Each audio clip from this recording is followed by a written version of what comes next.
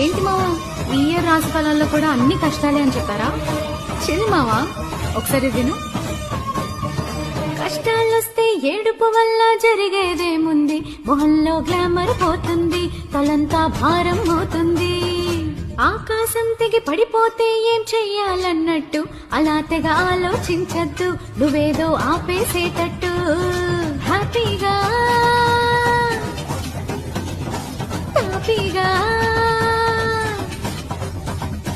హ్యాపీగా హ్యాపీగా నువ్వు వాడిందే ఆటనుకుంటూ, నువ్వు పాడిందే పాటనుకుంటూ లైట్ గా లాగించే వేట లైఫ్ లో ప్రతి పూట.